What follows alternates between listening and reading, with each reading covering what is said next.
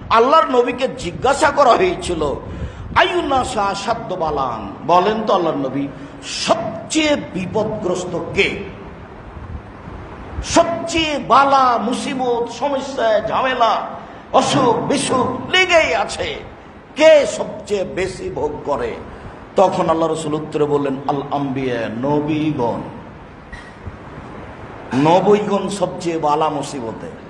ইব্রাহিম আলাইহিস সালামের মতো এত বড় মানুষকে আগুনে ফেলে দেওয়ার কি প্রয়োজন? ইব্রাহিম আলাইহিস সালামের মতো এত বড় মানুষকে, 90 বছরের মানুষকে একটা দুধের সন্তান টকটকে ঝকঝকে তাকে জবে করতে হবে, কি প্রয়োজন? একটার পর একটা বালা মুসিবত লেগেই আছে। চাপ দিয়ে তার স্ত্রী হাজেরার সাথে বিবাহের কথা বললেন, বিবাহ হয়ে গেল, ইসমাইল জন্ম নিল, এমন ঝামেলা বেঁধে গেল। তখন যার সন্তান হয়েছে তাকে বনে বাসে কাবা ঘরে রেখে আসার সিদ্ধান্ত নিলেন। তাই তো তিনি এভাবে রেখে চলে যাচ্ছেন। আপনি কি মনে করছেন ইব্রাহিম আলাইহিস সালামের ছেলের উপরে কোনো ভালোবাসা নেই? আপনি কি মনে করছেন, আমি কি মনে করছি ইব্রাহিম আলাইহিস সালামের স্ত্রীর প্রতি তার কোনো ভালোবাসা নেই? এমনি এভাবে সোজা হেঁটে চলে গেলেন। কত বালা কত মুসিবত, তার কোনো হিসাব নাই। জিজ্ঞাসার উত্তরে তিনি বললেন নবীগণ সবচেয়ে বেশি বিপদগ্রস্ত। সুমালাম সালফাম সালো, এরপর যত যার ইমান বেশি, যত যার ইমান বেশি, যত যার ইমান বেশি, তত বালা বেশি, তত মুসিবত বেশি, যত ঝামেলা বেশি, তত ব্যবসায় মায়ের বেশি, তত ছেলে মেয়ের ঝামেলায় বেশি। একটার পর একটা, বালার পর বালা, মুসিবতের পর মুসিবত, ঝামেলার পর ঝামেলা, খালি একবারে বন্যার মতো নেমে আসবে। ইমান যত বেশি হবে সমস্যা তত বেশি হবে। এই কথা মুহাম্মদ সাল্লাল্লাহু আলাইহি সাল্লাম বলেন। তারপরে তিনি বলছেন পৃথিবীর মানুষ শুনে রেখো, ইন্নাল আবদা কানা ফি বালাইন আলা হাসবে ঈমানিহি দীনিহি। প্রত্যেকটা মানুষ বিপদে পড়ে তার দিন অনুযায়ী, প্রত্যেকটা মানুষ বিপদে পড়ে তার ধার্মিকতা অনুযায়ী। ইন কানা আলা দীনিহি সালবান, সে যদি তার দিনের উপরে খুব শক্ত হয়, ইস্তাদ্দা বালাউহু, তার বিপদ শক্ত হয়। ওয়াইন কানা আলা দীনিহি রিক্কাতান, ও যদি তার দিনের উপরে নরম হয়, কোন রকম করে ছেঁচড়া মেচড়া করে ইবাদত করে, ইবাদতের সাথে তেমন কোনো ভালোবাসা নেই, আসে আর যায়। সূরা কোরআন মাজিদ পড়লে ইখলাস পড়ে, আর কিছু পড়ে না, কত গল্প গুজব নিয়ে ইবাদত করে। সে দিনের উপরে যত নরম হয়, হুব্বে না আলাইহে, তার সমস্যা তত কম হয়, তার সমস্যা তত কম হয়। এইভাবে বলতে বলতে তিনি বলছেন ফামা জালা কাদালিকা, ভালো মানুষটার বিপদ আসতে থাকে, আস্তে আস্তে আস্তে আস্তে, হাত্তা ইয়ামসিয়ালার যে মালাহু দাম্বুন, তখনও মাটির উপরে হাঁটাহাঁটি করে, তার কোনো পাপ থাকে না।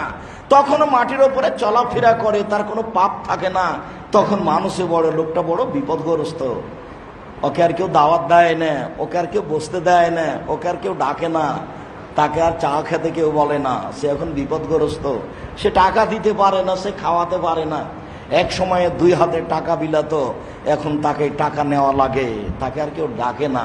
এই লোকটা তখন মাটির উপরে হাঁটে, তখন তার কোনো পাপ নেই। এই কথা মুহাম্মদ সাল্লাল্লাহু আলাইহি সাল্লাম বলেন। সম্মানিত দিনী ভাই বোন, রাসূল সাল্লাল্লাহু আলাইহি সাল্লাম অসুস্থ মানুষকে লক্ষ্য করে যা বলছিলেন তা আমরা অবগত হচ্ছিলাম। আমরা যেন এই সময়ে নিরাশা না হই, বালা মুসিবতকে দেখে পিছে না হটি, অসুস্থ মানুষকে দেখতে যাই। আর ছোঁয়াচে রোগ আছে দুনিয়াতে, এটা যেন মনে না করি ছোঁয়াচে রোগই নেই। যদি আমাকে হয়ে যাই, তাহলে পৃথিবী সৃষ্টির 50,000 বছর পূর্বে যখন আমার ভাগ্য লেখা হয়েছিল, তখনও আমাকে লেখা হয়েছিল এটা আমার হবে, তাই হয়েছে। কাজে ছোঁয়াচে রোগের সরিষা সমপরিমাণ দাম দিতে হবে না। দাম দিয়ে শিরক করে ইবাদত করে পরকাল হারিয়ে মরতে রাজি নয়। যা হবে হবে। এই যে একটা কথা বলে না মানুষ, যা হবে হবে, ভাগ্যে যা আছে হবে, এইটার নাম ভরসা। আল্লাহ বুঝে আমল করার তৌফিক দান করুক। আল্লাহুম্মা আমিন। আল্লাহুম্মা সাল্লি আলাইহি ওয়া বারিক আলাইহি।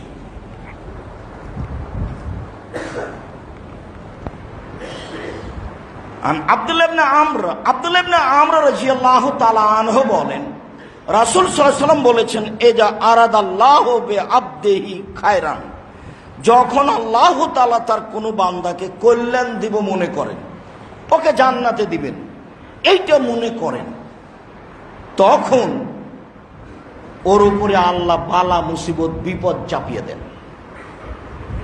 ওয়াইজা আরাদাল্লাহু বিআবদিহি শাররান, আর যখন আল্লাহ কোনো ব্যক্তিকে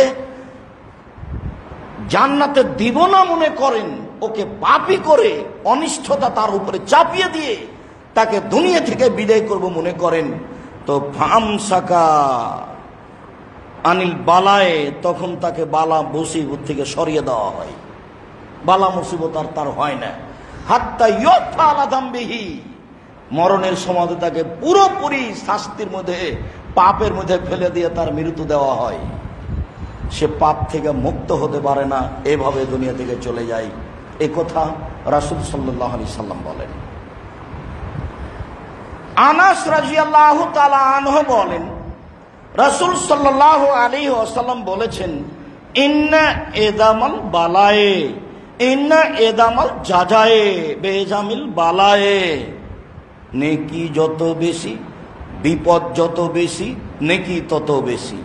বিপদ যত বেশি নেকি তত বেশি, বিপদ যত বেশি নেকি তত বেশি। সুম্মা ইন্নাল্লাহ আহাব্বা কওমান ইবতালাহুমুল্লাহ, যখন আল্লাহ তাআলা কোন জাতিকে, কোন বান্দাকে খুব ভালোবাসা দেখাতে চান, তখন তাকে বিপদে ফেলে দেন। যখন কোনো বান্দাকে কাছে নিতে চান, যখন কোনো বান্দাকে, জাতিকে কাছে নিতে চান, তখন তাকে বিপদে ফেলে দেন। এরপরে রাসূল সাল্লাল্লাহু আলাইহি ওয়াসাল্লাম বলেন যে বিপদটা এমন যে বিপদে পড়েছে আল্লাহকে ডাকতে থাকে, ডাকতে ডাকতে এক পর্যায়ে ও এমন হয়ে যায় যে ইয়ামসি আলাল যে লাইসা লাহু যামবুন, মাটির উপরে চলে ও তারপরে তখন আর কোনো পাপ থাকে না। পাপ মুক্ত অবস্থায় মাটির উপরে চলাচল করে, এই কথা রাসূল সাল্লাল্লাহু আলাইহি ওয়াসাল্লাম বলেন। আনাস রাদিয়াল্লাহু তাআলা আনহু বলেন, রাসূল সাল্লাল্লাহু আলাইহি ওয়াসাল্লাম বলেছেন, ইন্নাল আবদা এজা সাবাকাত লাহু মানজিলাতুন মিনাল্লাহ, যখন আল্লাহ তাআলা কারো জন্য একটা ভালো জান্নাতের জায়গা নির্ধারণ করে দেন, ওয়ালাম ইয়াবলুগহু বিআমালিহি, সে জায়গায় নিজের আমল দিয়ে যেতে পারে না, আল্লাহ ওর জন্য একটা ভালো জায়গা লিখে দিয়েছেন, জান্নাতের বড় জায়গা জান্নাতুল মাওয়া লিখে দিয়েছেন, জান্নাতুল ফেরদাউস লিখে দিয়েছেন, কিন্তু লাম ইয়াবলুগহু বিআমালিহি, সে কর্ম দিয়ে যেতে পারে না। ইল্লা ইবতালাহুল্লাহু তাআলা ফি মালিহি আও জাসাদিহি আও ওলাদিহি, তখন আল্লাহ তাআলা তার শরীরে, তার ছেলে মেয়ের ব্যাপারে, তার অর্থ সম্পদে বালা মুসিবত দিয়ে দেন। হাত্তা ইউবাল্লিগুল মানজিলাতা আল্লাতী কানাত মিনাল্লাহি তাআলা, আল্লাহ তাআলা জান্নাতের ওই জায়গাতে তাকে পৌঁছিয়ে দেন যেটা তার জন্য নির্ধারণ হয়েছে। কি বোঝা গেল কথা?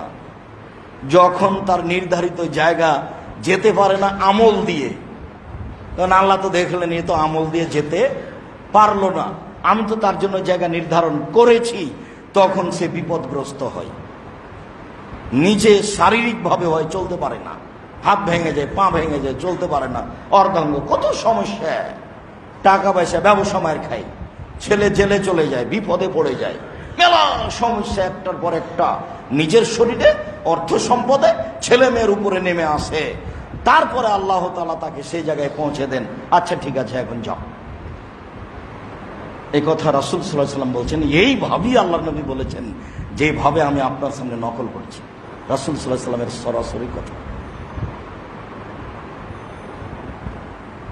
রাসূল সাল্লাল্লাহু আলাইহি ওয়াসাল্লাম বলেন,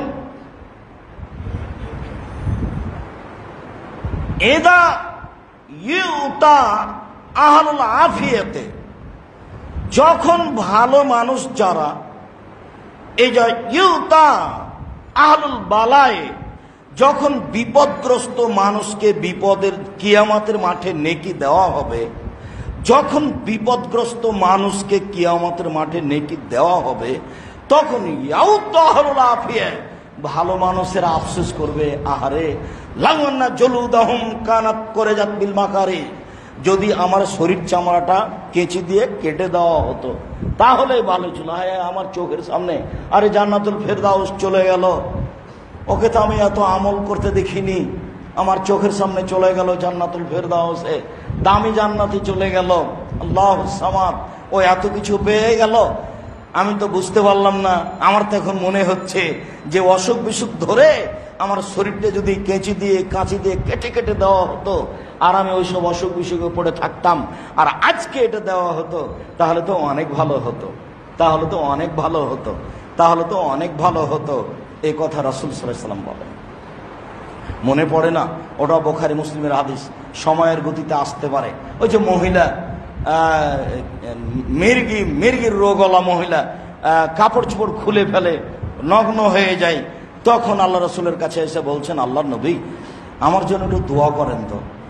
আল্লাহ রসুল বলছেন যে দোয়া করব, তবে যদি তুমি বালা মুসিবতের উপরে ধৈর্য ধারণ করে থাকো তাহলে তোমার জন্য ভালো। তখন মহিলা বলছে, আল্লাহ রসুল আচ্ছা ঠিক আছে ঠিক আছে, আমি বালা মুসিবতের উপরে ধৈর্য ধারণ করে থাকলাম, তবে আপনি একটু কাজ করেন, আল্লাহর কাছে একটু বলেন আমি যেন কাপড় চোপড় খুলে না ফেলি।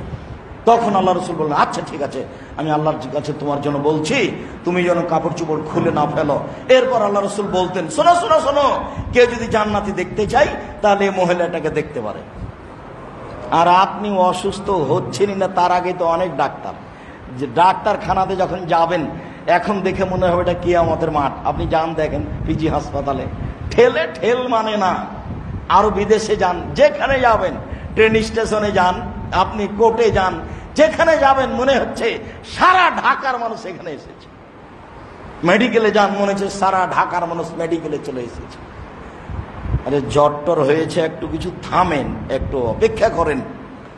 আপনাকে তো আমি সেদিন বললাম যে আদা রাসূলুল্লাহ সাল্লাল্লাহু আলাইহি ওয়াসাল্লাম আলম সাহেব, উম্মু সাহেব মহিলা মানুষকে আল্লাহ নবী দেখতে গেলেন, তো যাবি যে ফিনা, তার শরীরটা থর করে কাঁপছে। তখন আল্লাহ রাসূল বলছেন, মালাকে, তোমার কি হয়েছে, তুমি কাঁপছো কেন? তখন মহিলা বলছে, আল্লাহ হুম্মা আল্লাহ ইউবারাকাল্লাহু তাআলা ফিহি, আমার গায়ে খুব জ্বর, আল্লাহ যেন এত বরকত না দেয়।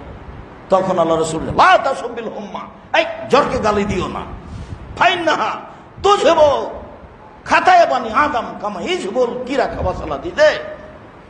কর্মকারের হাপড় যেমন লোহা দিলে, স্বর্ণ চাঁদি দিলে ময়লা দূর করে দেয়, মানুষের জ্বর তেমন মানুষের পাপকে দূর করে দেয়। এটা রাসূল সাল্লাল্লাহু আলাইহি ওয়াসাল্লাম বলছেন, আমি তার মুখের ভাষা আপনার সামনে নকল করছি। কর্মকারের ভাটিতে লোহা দিলে, স্বর্ণ চাঁদি দিলে, আগুনের জ্বলে এক পর্যায়ে তার গায়ে যে ময়লা আছে, ধুলোবালি আছে, সব ঝরে যায়। যেমন মানুষকে জ্বর হলে, মানুষের গায়ে জ্বর আসলে তেমনি ভাবে তার পাপ ঝরে যায়। এ কথা মুহাম্মদ সাল্লাল্লাহু আলাইহি ওয়াসাল্লাম বলেন। রাসূল সাল্লাল্লাহু আলাইহি ওয়াসাল্লাম বলেন, আব্দুল্লাহ ইবনে মাসউদ বলছেন, আমি আল্লাহর নবীকে দেখতে গেলাম, দেখতে গিয়ে দেখি তার গায়ে খুব জ্বর। আমি বললাম, ইয়া রাসূলুল্লাহ আন্নাকা তুআকু, আপনার গায়ে খুব জ্বর, ওয়াকান শাদীদা, খুব জ্বর। তখন আল্লাহ রাসূল বলছেন, আজাল, হ্যাঁ আমার গায়ে খুব জ্বর। আন্নি উআকু কামা ইউআকু রাজুলান মিনকুম, তোমাদের দুইজনের গায়ে যত জ্বর হয় আমার গায়ে তত জ্বর, তোমাদের দুইজনের গায়ে যত জ্বর হয় আমার গায়ে তত জ্বর। তো আমি বললাম, নাম লাকা আজারাইনে, ও তাহলে তো আপনার ডবল নেকি হয়। জি, তাহলে তো আপনার ডবল নেকি হয়। তালা আজাল, হ্যাঁ আমার ডবল নেকি হয়। এই কথা বলার পরে রাসূল সাল্লাল্লাহু আলাইহি ওয়াসাল্লাম বলছেন, শোনো, যখন কোন মানুষ মামিন মুসলিমিন, যে কোনো মুসলিম পুরুষ নারী কোনো অসুস্থতার মধ্যে পড়ে, জ্বরে পড়ে, ইল্লা হাত্তাল্লাহু তাআলা মিন খাতিয়াতিহি, তখন তার আল্লাহ পাপকে ঝরিয়ে দেয়। কামা তাহুত্তু শাজারাতু ওয়ারাকাহা, যেমন ভাবে গাছের পাতা পেকে গেলে গাছটা তার পাতাকায় টপ টপ টপ টপ টপ টপ করে ঝরায়। গাছের পাতা পেকে গেলে যেমন পাতা টপ টপ টপ টপ করে ঝরতে থাকে, মানুষের গায়ে যখন জ্বর আসে, মানুষ যখন বিপদগ্রস্ত হয়, তখন তার গায়ের জ্বর ওইভাবে টপ টপ টপ টপ করে তার পাপ ওইভাবে ঝরতে থাকে যেভাবে গাছের পাতা ঝরতে থাকে। আমি আপনাকে বুঝাতে পারলাম কিনা? রাসূল সাল্লাল্লাহু আলাইহি ওয়াসাল্লাম এভাবেই বলছেন। রাসূল সাল্লাল্লাহু আলাইহি সাল্লামের মুখের কথা আপনার সামনে নকল করছি, তিনি যেভাবে বলেছেন।